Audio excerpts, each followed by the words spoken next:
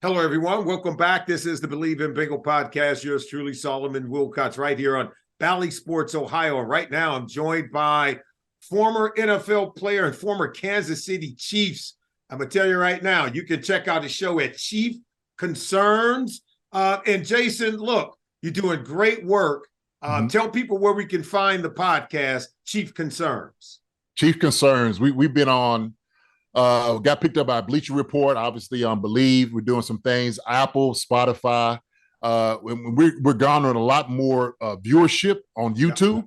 Is another thing as well. So we got some of the video things that everybody really enjoys, and we like engaging really, Solomon, in with our fans, with football, aficionados.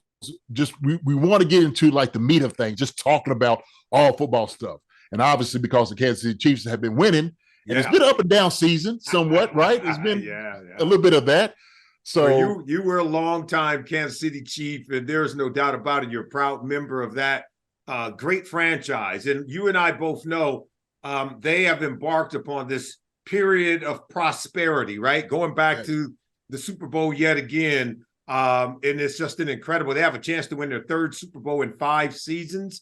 This is their 4th appearance in a Super Bowl in the last 5 years. It's just been an incredible run for the likes of Andy Reid and Patrick Mahomes and Travis Kelce and many other really great players who have come through that building. I want to go back, Jason, to the AFC Championship game against the Baltimore Ravens. It was, I think, a daunting task to be able to go into M&T Bank Stadium against that defense and to come out of there with a win. How did they do it?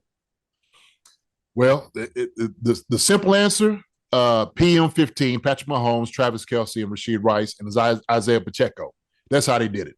And so when you have those type of weapons around you, surround Patrick Mahomes, it's going to be tough for any defense to stop those guys. Rashid Rice, first-round pick for us, becoming a number 1 wide receiver, just emerged himself. Travis Kelce, the best tight end in the game. I don't know why people were saying he's slowed down, Solomon, that he's not the same guy, or better known right now as Taylor Swift's boyfriend. Right? He caught, 11 balls yesterday? And then Isaiah Pacheco, the young kid from up there, from Rutgers, just up the street from Vineland, New Jersey. They have been phenomenal, but without a doubt, the guy that's running at the helm is Patrick Mahomes. That's how you beat a Ravens defense. That's right. There's no doubt about it. And look, he was at his best, did not turn it over. You're going up against the top defense in the league in terms of points allowed, the ability to take the ball away, the ability to sack the quarterback and then force turnovers. But he was able to score 17 points against one of the best defenses that were really only giving up 16 points per game and 0 turnovers for Patrick Mahomes. I want to talk about the Chiefs defense for a little bit. Because how is it that they're able, Steve Spagnuolo's unit, to get 4 sacks on Lamar Jackson when most of us can't even pull his flag, and then to hold him to a season low 10 points in the AFC title game? Well, listen, look, Steve Spagnuolo has been doing a great job this entire season. Yeah. And he has the youngest defense in the NFL with some of the great corners. I think got snubbed from the Pro Bowl and everybody recognizing how good they are with L'Jarius Sneed on the outside. Obviously, Trent McDuffie, Mike Edwards coming in, and then Justin Reed that we got in free agency. All those guys did a great job. But we were just talking about the defensive line, the linebackers, right? Bolton, Tranquil, Chanel, Chris Jones, one of the best defensive tackles in the game. Period. Yeah. And so when you have him and you got young guys like Charles Minahu, and you got also too Kalafkis on the outside doing things. Spags does a lot of different looks. He throws a lot of different things at you. And I think that's what they did. They kind of took the model of what Houston did, but they just amped it up a little bit more, right? And so when you bring 6 and maybe 7 on Lamar, that's the best thing to do. Just bottle him up. Don't give him nowhere to go. And so he did that, and he trusted the back end to cover the wide receivers. BetOnline remains your top spot for all of your live betting action and contests. NFL, college football, UFC, NHL are all in full swing. BetOnline is your number one source for wagering news, odds, trends, and predictions with both desktop and mobile access at any time. Head to BetOnline today and use promo code BELIEVE, that's BLEAV, for 50% off your first deposit. That is a 50% welcome bonus. BetOnline, where the game starts. And without Willie Gay, who was out of the AFC Championship game, Drew Tranquil came in and did a great job. I always believe Nick Bolton is probably one of the best linebackers that we don't talk about enough. You remember the game he had last year against the Philadelphia Eagles in the Super Bowl? He was nearly the MVP of the game. Yeah. The guy was balling out, man. There's no doubt. And Jason, let's move it forward and talk about the expectations, what we have for Super Bowl 58. It's a rematch, right, of the Super Bowl 54 game. I still remember in that game, the Chiefs were trailing 20-10 with about 8 minutes to go in the fourth quarter at that game in Miami on that fateful night. 3rd and 15, he laces a 44-yarder down the field of Tyreek Hill. And then they would end up scoring 21 unanswered points to win the game, 31-20. It was just an incredible barrage. No more Tyreek Hill. How do they get it done this time? Well, when you have a guy like Tyreek Hill, that is something that is hard for anybody to stop. Yeah. But now, since we don't have him, I think you just got to be a little bit more methodical with what you do, right? Mm-hmm. I think part of what your game plan is to make sure you keep the ball out of Brock Purdy, CMM out of their hands, and the whole offense, because we know they're very high powered. Kittle, Ayuk, they got Debo. I mean, you name it. You looking everywhere, they got the weapons all over them. And so the best way to do that, the best defense, is make sure you have a great offense. And so I think Patrick Mahomes, if you win the battle of, the possession time, that helps with the game. But I think with this thing, they have a great defense. It's going to be a tough outing against San Fran. But I do believe that the Chiefs are up for it. Nobody gave them a shot, Simon. Nobody all year. They was just saying the Chiefs were done. Patrick Mahomes not the same. Andy Reid needs to retire. That's what the talks was. So, Solomon, I think going in, nobody see these guys coming. I did. Obviously, you know how it is in the locker room. Yeah. The guys got to trust in each other. Once they do that, they have it. That's what propels you forward. And I think they'll be ready for this vaulted offense. The last time these two teams played, at least in the Super Bowl, there was no Christian McCaffrey. There was no Brock Purdy. There was no Debo Samuel, right? Yeah. However, I remember these two teams did connect and play. Remember the middle part of last year, right after Christian McCaffrey was traded for it, he gets to the San Francisco 49ers, and I remember what that game was like. So there is some familiarity, but at the end of the day, this is a very different Super Bowl than the one when they last played. It's going to be very interesting.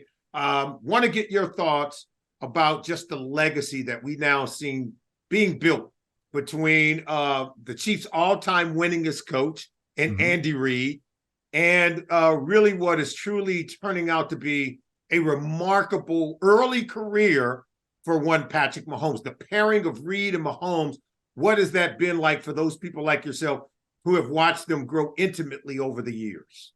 Well, for us, it's a match made in heaven. That's how we look at it, right? Especially on the football heaven. And so you said it before. We have been in 4 Super Bowls out of the last 5 years. That's right. 6 straight AFC championship games, okay? This is what Andy Reid and Patrick Mahomes have done. And so we don't think that you don't break up a good marriage, right? A good tandem, a good relationship, okay? Right. Those things you need to strive. And so I think Andy, when he decided to move up to get a Patrick Mahomes, he knew exactly what he was getting. Right. This was like a brand new toy for Andy, who's one of the greatest offensive minds, geniuses in the game, said, I'm going to let this kid play. I'm going to let his ability, his natural ability and talents come out here and play. Obviously, he's seen the competitive nature that he had, and he said, this is something also, too, that I need to nurture. And so he was able to do that. So when you have a guy who's already being compared to a Tom Brady, right? The body of work he's done just in a short amount of time, I mean, that is just incredible within itself. I don't think we've seen a talent like this, to be honest, forever in the NFL. I can't think of a guy that's done that. Maybe you can, Solomon, but I really can't think of a guy who's done what he's done in the short amount of time. Patrick Mahomes is one of one. let's just say that. And look, I've always said about Andy Reid is that he understands that there needs to be an enjoyable quotient to playing this game that is really hard, very tough, it's very demanding, that you have to be able to enjoy the game. And I think the best example we have of that, Jason, remember the play, Kadarius Toney is offsides, but the ball goes to Travis Kelce. That play wasn't scripted. No. It wasn't. No. He ad-libbed. He threw the ball back. It would have been a touchdown if Toney wasn't offsides. But the fact that Kelce has the freedom to feel that he could do that and not get chewed out when you get back. You remember what it used to be back in the day. Even if you were right, you were wrong back in the day. That's right. Right now with this coach, with Andy Reid, the freedom of that kind of creativity and expression. Yes, man, these dudes ain't retiring no time soon. They having too much fun. Too much fun. And look, and we understand that, players are an extension of their coach. That's right. Right. That's right. Yeah. So when they see somebody like Andy Reid, who was making up like the Ring Around the Roses play, the guys are getting a little. You're like, who was thinking of these things, right? Who was thinking these things? But like you said, they have the freedom to make sure that you're not compromising anything that you're doing out on the football field, just to make the plays. And he is without a doubt, he is a supportive of these guys doing those things, making plays, as long as you make him right? Now, if you make it, you miss it, he might, you might be a little bit more selective with what you're doing. But I do believe because of his thought process, they have embodied everything that he represents, no doubt, in this offense. Andy is my guy. Every time we get together, he was born and raised in my hometown. Of course, he's a little older than me, so I was born and raised in his hometown in Los Angeles, California. And every time we get together and we start talking about and reminiscing things of that nature, he is the only coach in NFL history to win 100 or more games with two franchises. He's the all-time winningest coach for the Philadelphia Eagles. He's the all-time winningest coach for the Kansas City Chiefs. And I remember when they hired him, I said, get ready for a lot of winning in Kansas City. This guy's going to win a lot of games. And now he's the all-time winningest coach and now ready to win yet another Super Bowl for the Kansas City Chiefs. Jason Dunn, we appreciate you taking the time to join us on the Believe in Bengal podcast right here on Bally Sports Ohio. Everyone, we'll be back with more.